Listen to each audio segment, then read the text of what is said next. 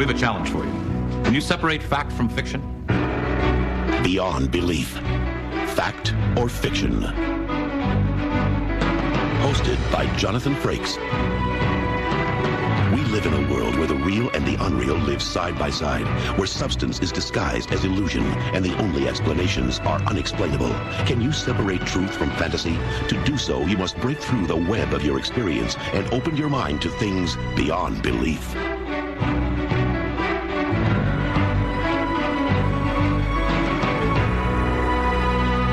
Perception is our most unreliable sense because it can be changed so instantly. Take these letters. When read straight across, they're the first three of the alphabet. But now watch what happens to the B when we add two numbers and ask you to read straight down. We've now changed the symbol from a B to the number 13. An appropriate allusion for this episode of our show, because each story that we will see will have the Friday the 13th theme. Each tale deals with the superstitious, fateful, and mysterious quality of a day that many people dread. Will it be difficult to discern reality from fiction on our salute to the number 13? Or will you find it as easy as ABC? This story involves a wrestler who has one wish. He wants to go out a winner. But then again, what else would a loser wish for? I'd been with Dirk for 20 years. Tonight he was retiring. How do you feel, champ? You ready for that last big hurrah? You know, Tony, I didn't get that far in this business, but at least I'm going out a winner. Thanks for doing that much for me. Hey, it's the least I can do. Listen, how you doing, financially? My brother's got word into his boss at the engine plant. They're looking for part-timers. Evening, gents. What's this? I just want to let you know about a little change in tonight's script. Momar will be the winner, not Dirk. Like hell he will. Hey, wait a minute, fellas. This was set in stone. Dirk wins tonight. It's the last bout of his life, for God's sake. You came in a loser, you're going out a loser. What's the big deal? Now listen, Grant. This was a done deal. I undid it. My guy had a grudge against Momar. He'd faced him 8 times before, and my guy lost every bout. Look, I'm sorry, champ. I don't want you to get hurt. So for tonight, I think we'll just stick to the script. No. Nothing changes my mind tonight, Tony. Nothing. Ladies and gentlemen, this is the main event of the evening, and it promises to be a thrilling match. Straight from the ancient land of the pyramids, weighing 250 pounds, the assassin of Aswan, the cutthroat of Cairo, Muhammad the Pharaoh of Fear.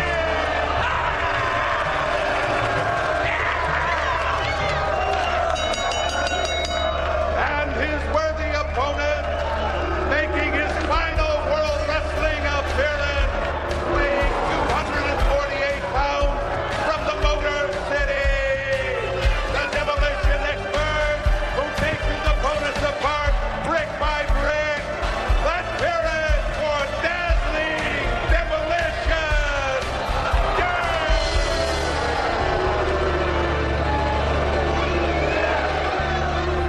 For God's sakes, Dirk, it's not worth it. If you're not behind me on this, Tony, then leave. I'll do it myself. Everyone knew that Momar was younger, stronger, and meaner than Dirk.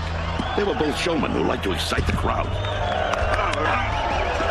Dirk was trying to turn back the clock, but Momar brought him back to reality. Fast.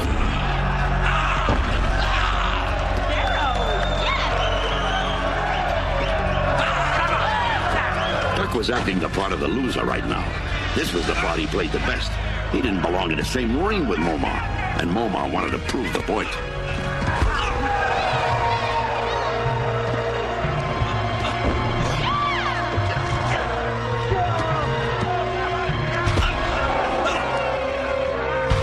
My guy was using all his acting techniques to make Momar's attack look worse than it was. And he was fooling the crowd, me and Momar at the same time. Momar gave him the airplane spin, but Dirk knew how to fall to absorb the punishment. Usually, blows like that are choreographed, but this night, Momar didn't look like he wanted to dance. When I first met Dirk, he seemed to have eyes in the back of his head. That's my boy.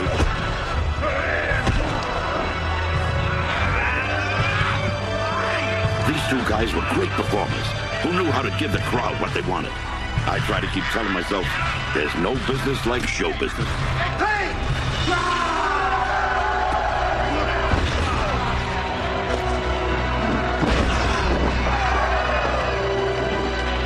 Momar was sending Dirk a message. I'm just getting started. Loud and clear.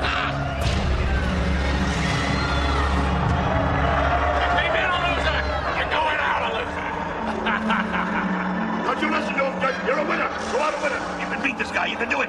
You can go out a winner. Come on. Look at him.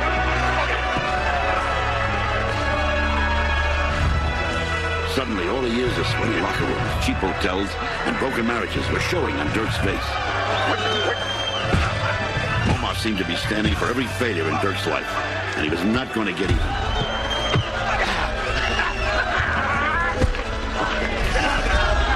I'm just getting started, too.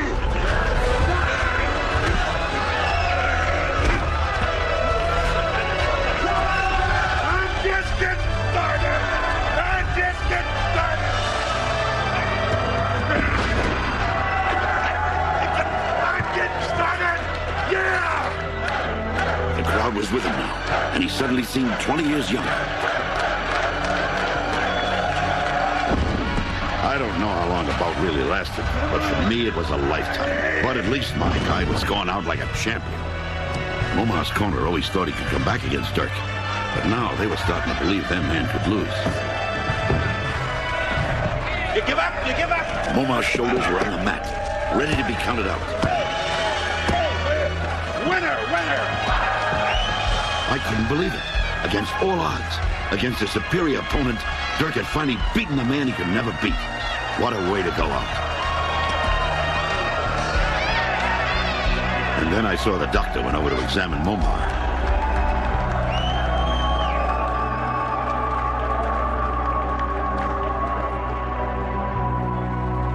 This man's dead.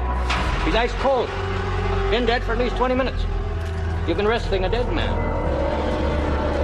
I'll never forget the look on Dirk's face. Even in victory, he was a loser. Now he couldn't take away with him the satisfaction of beating his arch rival.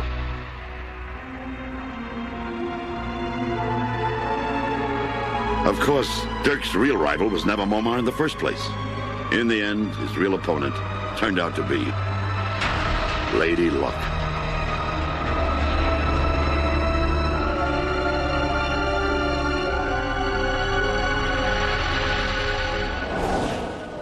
So what really happened in the ring? Was Dirk Simmons really wrestling a dead man? Could his own adrenaline have been pumping so hard that he didn't realize that he was getting no resistance from his opponent? It certainly didn't look that way to the crowd. Perhaps the doctor was mistaken about the time of death. Maybe Momar really did die only moments before the doctor examined him. Then again, maybe Momar was so determined to win that his inner spirit kept fighting after his heart stopped beating. Was this story fact or fiction? That's a problem we leave you to wrestle with. We'll find out whether this story is true or false at the end of our show. Next, a daring prison break on Beyond Belief, Fact or Fiction. When poet Richard Lovelace wrote, "Stone walls do not a prison make, nor iron bars a cage," he seemed to capture the spirit of the man in our next story. You see, Gus McGrath has a spirit that can't be locked up, but he has a behavior pattern that has left society no choice but to put his body behind bars. But as McGrath spends his time in jail, something is stirring inside him. His spirit is telling him that it's time to move on. The trick will be getting his body to follow. No one had ever escaped from Wainwright State Penitentiary. The warden ran it like a factory and used men for cheap labor. There was a metal shop that made license plates and a laundry that serviced other institutions. Gus McGrath was a gambler and a con man. He knew how to play all the angles. A smooth-talking swindler, he had thrived on outwitting a slower-thinking public. McGrath used to wear $1,000 suits. Now he was working for 10 cents an hour. He had served only 1 year of a 5-year sentence, but it already felt like 20. Every minute was pure agony. That's it. Let's go. But this day, Gus McGrath was determined to change his luck.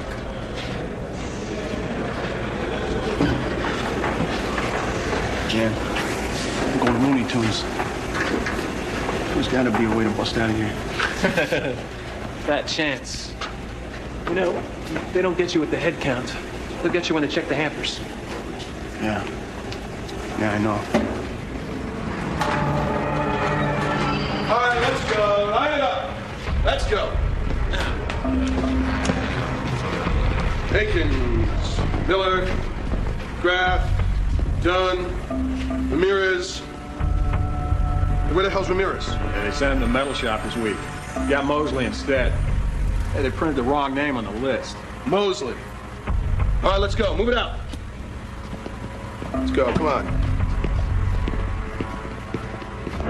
McGrath had become consumed. Escaping was the only thing he could think about, and it permeated his every thought. Check out that laundry driver. He's married to that paper. He wouldn't notice a naked broad if she cha-cha'd right past him. So what are you getting at? Busting out. After this room clears, that chump, like stealing candy from a baby. Yeah? You help me out? Sure. How? Where you got you working next week? Laundry. Metal shop. So? This is what I'm thinking. Hear that listing again? McGrath had to wait until the timing was right, but the day finally came. The day he was assigned to the metal shop, and Dunn was scheduled to work in the laundry.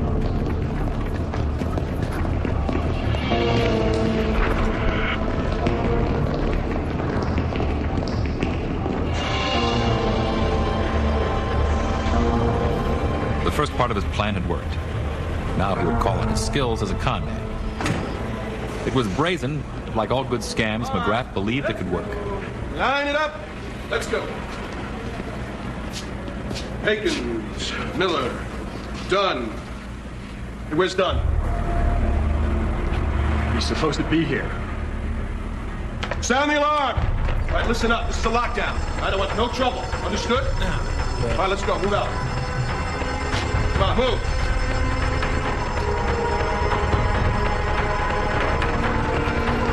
There was still a hamper check to be done. They don't go anywhere.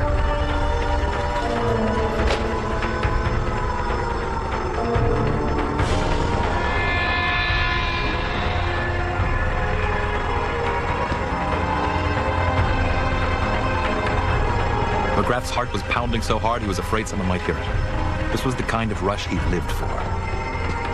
It was time to make his move.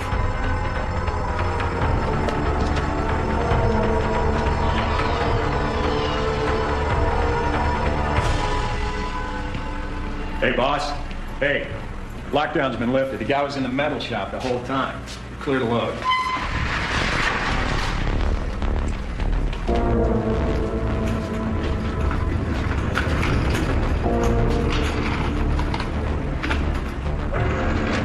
McGrath could feel the incline of the ramp as he was about to be loaded onto the truck.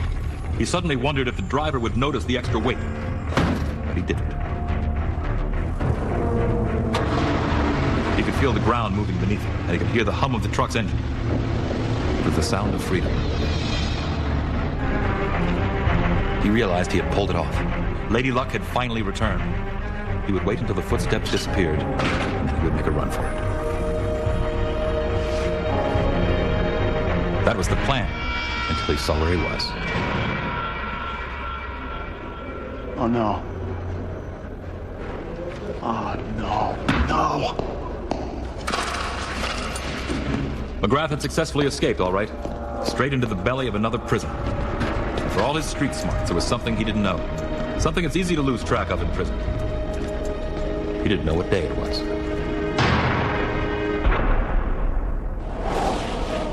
Could this story have really happened? Can a man really be that unlucky? Or were the fates protecting society against a man that would have undoubtedly committed new crimes against it in the future? Was this story of simultaneous success and failure inspired by a real event, or is this just escapist entertainment? We'll find out whether this story is true or false at the end of our show. Next, a video reveals a frightening message on beyond belief, fact or fiction. The video business has become big business. Where once we saw our favorite movie 2 or 3 times, it's not unusual for today's video generation to watch their favorite films 20, 30, even hundreds of times. And the watching of a video has become more than just a personal experience for many. It's a social occasion, a chance for group excitement, laughter, even horror. Jody Griffith has rented some videos for a big date. It's Friday the 13th, so she's made sure that the videos are scary. But what these videos are about to show will scare her beyond her wildest nightmares. No matter what I tell you, no matter what you think, I'm not psychic. Nothing like this has ever happened before. Or has ever happened since. Here. Horrendous.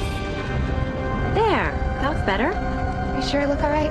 Miranda, you look very nice. Now try to relax. It's only a blind date. Yeah, it was a guy who's supposed to be gorgeous. You really think that we should go out in this kind of weather? Marcus went to a lot of trouble fixing you guys up, so don't even think about flaking out. You know, today is Friday the 13th. I know. That's why I rented the movie Dead Friday. So when we get back from the club, we can watch a movie and pretend to be really scared. There. That's it. All we have to do is snuggle up with the guys and hit play. That must be them. I couldn't believe what I was seeing. I'd watched Dead Friday many times before, and this was not the movie on the screen. Hi. Hi. Come on in. Miranda's waiting. I'll introduce you. Miranda? Miranda, you remember Marcus, and this is Keith Porter. Hi. Instead, I was seeing images of the four of us in some kind of a terrible situation. I thought I was losing my mind, and to make matters worse, nobody else could see it but me. What are you watching? I'm not sure. I can't quite make out the images. Very funny, Miranda. Everyone thought I was crazy, but the images kept getting more intense and more frightening. Ridiculous. Look, Madame Q's is one of the hottest nightclubs in town. If we don't leave now, we're not going to get in. You're freaking us out, Miranda. There's nothing on the TV. Yes, there is. Something terrible. Really horrible. Okay, she's tripping. We're going to go to Madame Q's without you. No, you can't go. What are you talking about? You can't go. None of us can go. Okay, she's completely wacko. All right, I'm out of here. No, you can't go. Don't you understand? There's something wrong. See for yourself. Miranda, there's nothing there. I beg you. Please.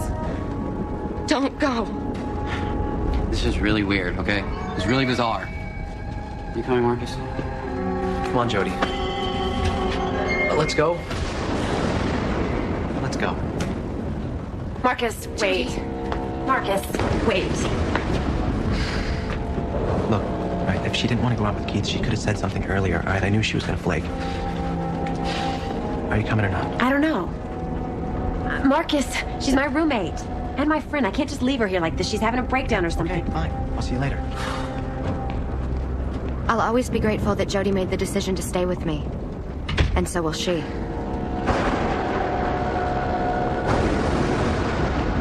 You can knock off the stupid joke now. They're gone. It's not a joke. I was hoping Marcus would become a steady thing. But now I guess he'll never see me again. It's all your fault. I'm sorry, Jody. Someday you will thank me. Yeah, for ruining my life.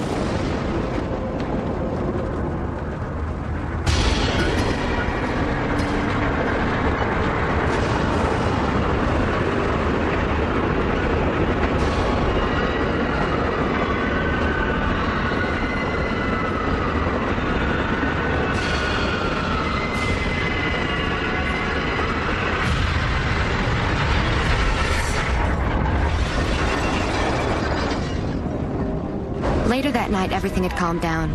Jody was watching the news. A car was broadsided by a speeding train just minutes ago. The occupants Marcus Watkins and Keith Porter were killed instantly. Witnesses say the car was stalled out on Miranda, the railroad tracks. you gotta see this. Come quick. Two young men reportedly spent the evening dancing at the popular club Madame Q's before heading for home. Repeating once again, two young men are dead in a car collision with a train. This is Patricia McCarthy. Marcus and Keith. Miranda. You saved my life. Jody and I sat there in stunned silence. The enormity of the tragedy hadn't sunk in yet. I'll never know what really happened that night. We were just thankful to be alive. Later, we were startled to learn there was no tape in the cassette. What was Miranda experiencing that night? Was she really seeing images on that tape? Did somebody place those images there by taping over the rental copy? Yet the tape cassette was empty. Was Miranda projecting her own clairvoyant thoughts on the screen? Then why was it that only she could see the images? And if she was only imagining them, then how could her imaginings have come true? Should we place this disturbing tale of the video of doom in the reality department? Or does it belong in the section marked fantasy? We'll find out whether this story is true or false at the end of the show. Next, terror grips an office after hours on Beyond Belief, Fact or Fiction. Not all stories of the supernatural take place in haunted houses. Some happen in more mundane surroundings, a train, a park, an office building. In fact, if you've ever stayed late in an empty office, You know the eerie feeling of a strange silence that descends when everyone's gone home. It's the time of night when your imagination can play tricks on you. Donald T. Blanchard is about to experience feelings of terror in his office. But is it really only his imagination? Donald T. Blanchard was president of Superior Mutual Life Insurance. He built a one-man operation into a large corporation and prided himself on his achievement.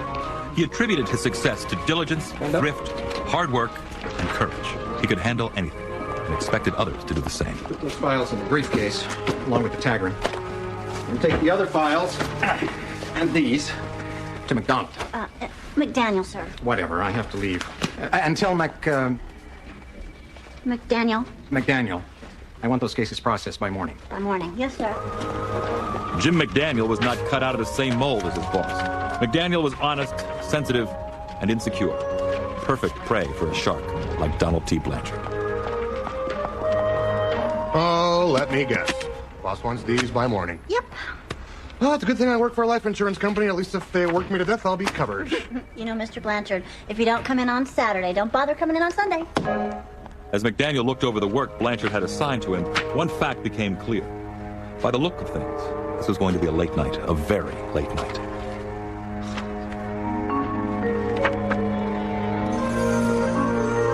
This was the first time McDaniel had stayed at his desk so long, and he was surprised to find out how creepy the office seemed.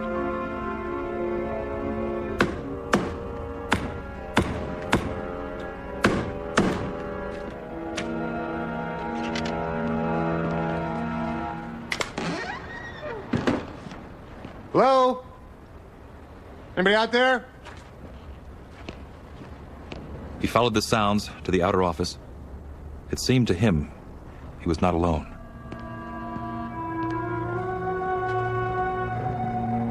Hello? Hello?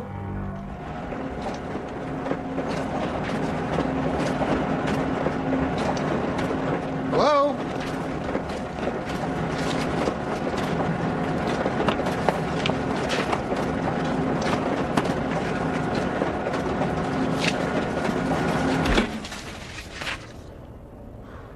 Anybody here? Anybody?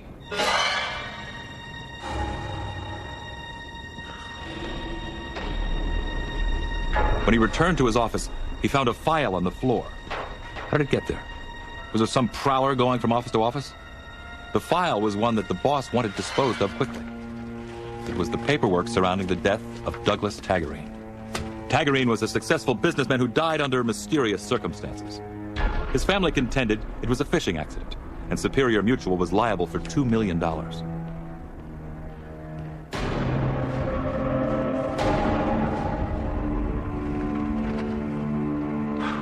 Of course, if Taggarine committed suicide, then the company was off the hook.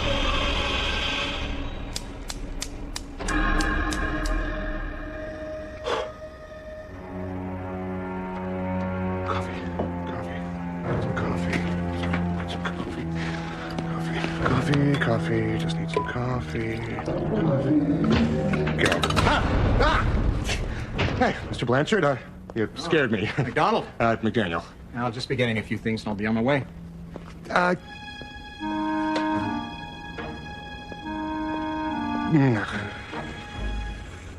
McDaniel wanted to tell Blanchard about all the strange occurrences taking place in the office, but Blanchard seemed to be preoccupied. He was looking for something, and obviously something very important.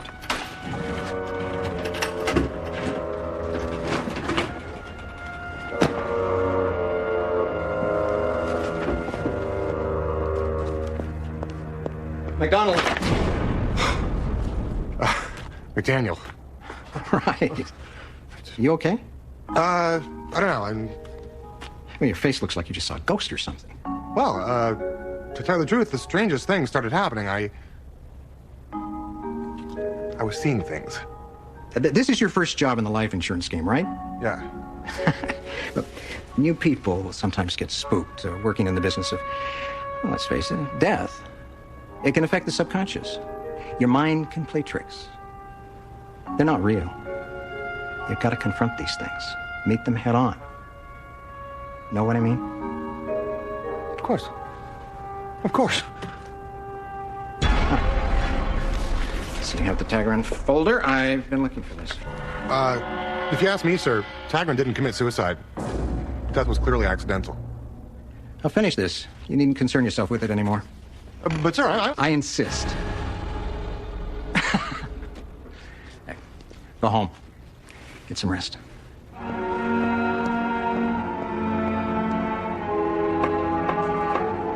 Daniel couldn't go home to sleep. He stopped off in a coffee shop first. He knew that Blanchard despised him as a weakling. He also knew that first impressions were lasting. How could he ever win Blanchard's respect by going home? Blanchard knew Tagrine's death was no suicide. But $2 million was a lot of money, and he wasn't going to pay it, not one nickel.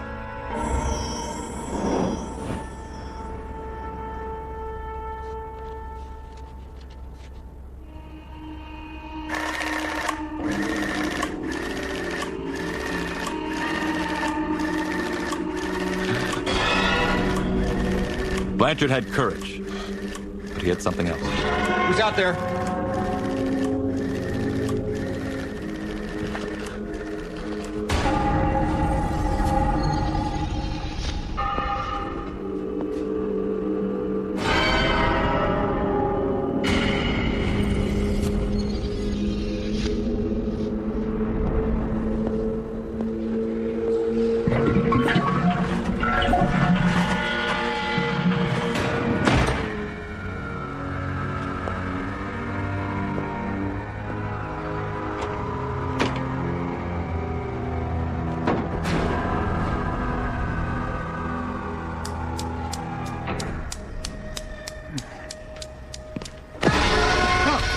Blanchard.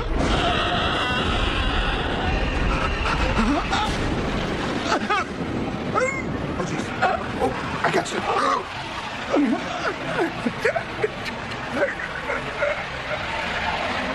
Come on. Blanchard. Mr. Blanchard. Help me! Help! Come on. Somebody help me!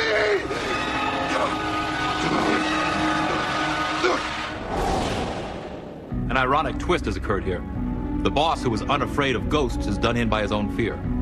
And yet the instrument of that fear is a flesh and blood human being. Or was this office truly being haunted by the spirit of a dead man seeking truth? How do you explain the unusual activity taking place there all night? Could all those activities have been caused by drafts and mechanical malfunctions? Is this spooky tale of an office at night based on fact? Or is it just the result of a writer's imagination working overtime? We'll find out whether this story is true or false at the end of our show. Next, an apparition goes shopping on Beyond Belief, Fact or Fiction. The conscience is a meddlesome companion. It tries to tell us how to behave, and when we don't listen, it haunts us with guilt. For many, the weight of a guilty conscience is a burden that can never be put down. Such is the case with Ann Ross. When her favorite aunt passed away, she couldn't get there in time. It's something Ann can't forget, and something her conscience won't forgive. Well, you may not be best friends like you were in junior high, but you did grow up next door to each other. I guess I shouldn't be so surprised I got an invitation.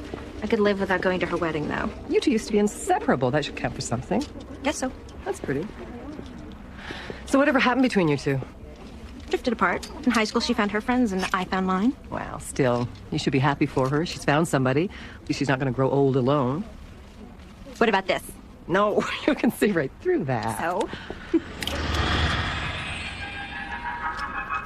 Julie, look. Look. What? She's gone. There was an old lady who looked exactly like your Aunt Lillian from behind. Oh, beaded purses. Poor Aunt Lillian. She was so lonely at the end. Oh, I know. Poor thing, cooped up in that little tiny nursing home all alone. Wasn't there a time that she wanted to come live with us or something? Well, yeah, but you and Chris were still living in a home, and it was all your dad and I could do to pay the bills. I mean, maybe I should have tried harder to make some room for her, but I... Come on, Mom.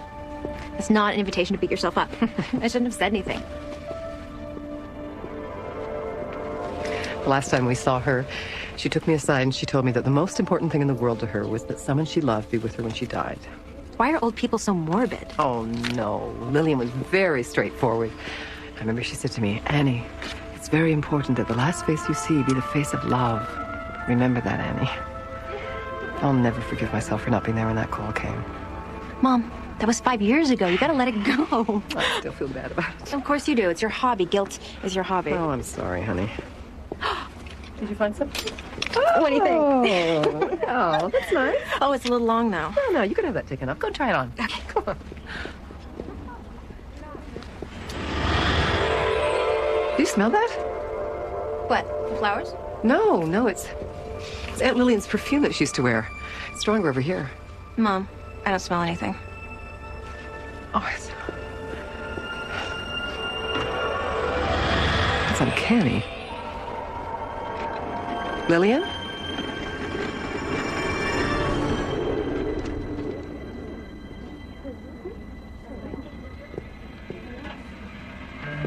Excuse me, the elderly lady that was just here, did you see where she went? I'm sorry, I didn't see anyone. Really? That perfume, it's so strong right here. Mom, what do you think? I think it's very red. You want to go check out the store down the street? I think we'd better. Yeah. You go get changed. I'm going to get the car, all right? I'll meet you up front. Oh,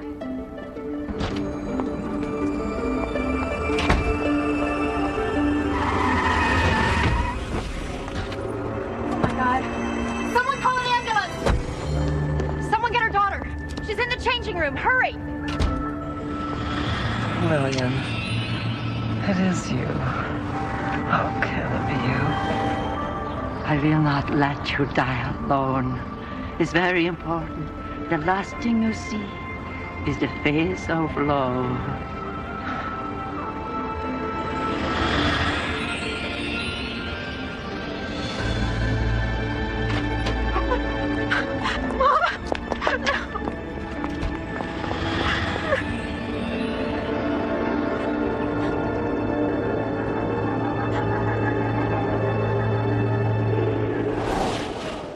Did Anne really see her late Aunt Lillian in the dress shop, or was it an elusive woman who resembled her? Was her conscience freed at the end because of death itself? Or was she actually being comforted by her aunt coming back to visit her at a time of need? And why did Anne Ross see her aunt before the accident occurred? Did Aunt Lillian's spirit somehow know what the fates had in store? Do you think this tale of the woman in the black gown is real? Or have we just taken a lie and dressed it up as truth? Next, you'll find out which of our stories are fact and which are fiction when Beyond Belief returns. So let's see how lucky you were on this show dedicated to Friday the 13th. Were you able to tell fact from fiction? Our story of the wrestler who seemed to be fighting a dead opponent. True or false? How do you feel, champ? I'm just getting started, too! I'm just getting started! This tale of a career on the ropes climaxed by a ghostly twist is totally made up. Let's examine the story about the escaped convict who escaped right into another prison. True or false? Let's go, Virginia. Come on.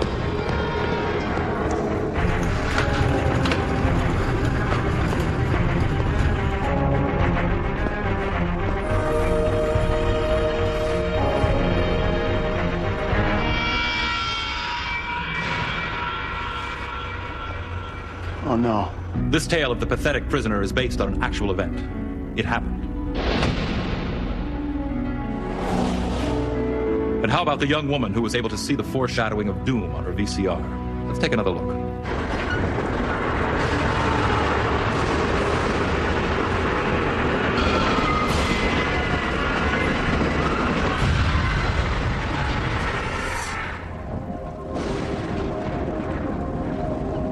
Was this story of a fateful Friday the 13th based on a real incident?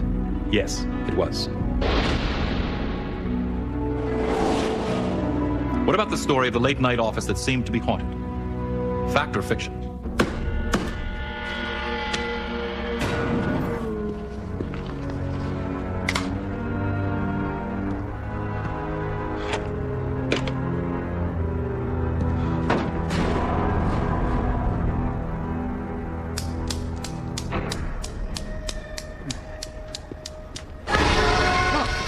Mr. Blanchard. If you guessed this tale was made up, you're right. It's fiction. Now let's let's take another look at the story of the spirit who seemed to appear in the dress shop. Real or unreal? Lillian?